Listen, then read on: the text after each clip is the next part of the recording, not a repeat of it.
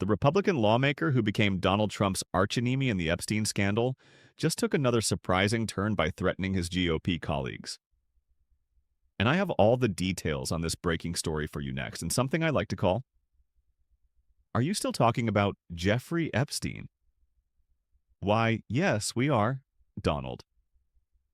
And as you know, Marjorie Taylor Greene has been your primary agitator as of late, but we can't forget the Republican insider who first lit a fire under you in a way that Democrats could not.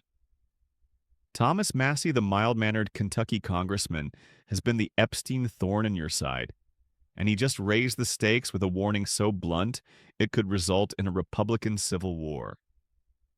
Let's begin this report with Trump's recent and desperate personal attack on Massie and his new bride, and then I'll have Massie's massive threat against his party colleagues who plan to support Trump. It is perfectly summarized in a post by X-user, not your typical mother who said, "Let me get this straight. Trump cheats on wife number 1 with wife number 2. Trump cheats on wife number 2 with wife number 3. Trump cheats on wife number 3 with a porn star. And yet, he's calling out Massie for getting married too quick." Massie's wife died in mid-2024. That was in response to Trump's post on Truth Social that read, "Did Thomas Massie, sometimes referred to as Rand Paul Jr. because of the fact that he always votes against the Republican Party, get married already?" Boy, that was quick. No wonder the polls have him at less than 8% chance of winning the election. Anyway, have a great life, Thomas and whoever. His wife will soon find out that she's stuck with a loser. And here's the congressman's unfazed reaction. The president has gone after you in some deeply personal ways. I mean, attacking you over and over again.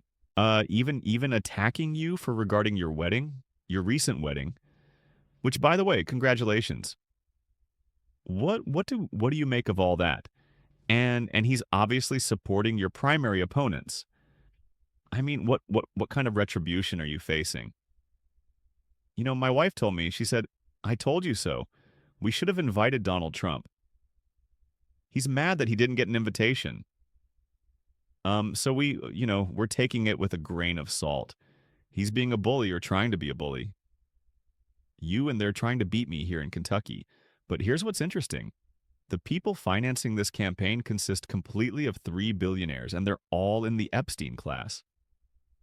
In fact, one of them is named in Epstein's phone book. Not the secret files that the FBI is keeping, but in Epstein's phone book. So, it's a small world. You dogs don't bark at parked cars, and we are winning. And now for the massive warning that Massie just issued on this morning's episode of This Week on ABC. You have to consider it. Shots fired in the Civil War inside the party of Trump. I'm not tired of winning yet, but we are winning. And not only the speaker, but the attorney general, the FBI director, and the president himself, and the vice president, they're taking a big loss this week because after months of fighting, I am winning this week with Ronna. We're forcing this vote, and it's going to happen. I would remind my Republican colleagues who are deciding how to vote, Donald Trump can protect you in red districts right now by giving you an endorsement, but in 2030, he's not going to be the president. And you will have voted to protect pedophiles if you don't vote to release these files. And the president can't protect you then. This vote, the record of this vote, will last longer than Donald Trump's presidency. Trump fought long and hard to prevent your discharge petition from going through. You won that battle. Now what happens? How many Republicans in the House follow your lead and defy the president on this? I think we could have a deluge of Republicans. There could be 100 or more. I'm hoping to get a veto-proof majority on this legislation when it comes up for a vote. And, the president's been saying this is a hoax. He's been saying that for months. Well, he's just now decided to investigate a hoax, if it's a hoax. And I have another concern about these investigations that he's announced. If they have ongoing investigations in certain areas, those documents can't be released. So this might be a big smokescreen, these investigations, to open a bunch of them to, as a last-ditch effort to prevent the release of the Epstein files. I mean, it is extraordinary to hear him demand an investigation. And only mention Democrats, only mention his political opponents, but you're saying he may not really even want any investigation? He wants to prevent the release. Why does he want to prevent this?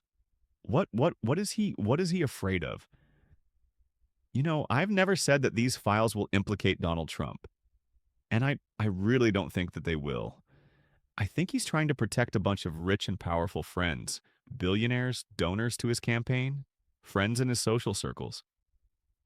Trump said that Massey has no chance at being reelected. If that's true, it's great that he's forfeiting his political future to fight the good fight. But what if it's not true? If there is a civil war between the truth seekers and Trump loyalists, those on the side of truth just might emerge from the skirmish as the heroes as the tide turns against Trump. And speaking of truth seeking, just one more thing before I go.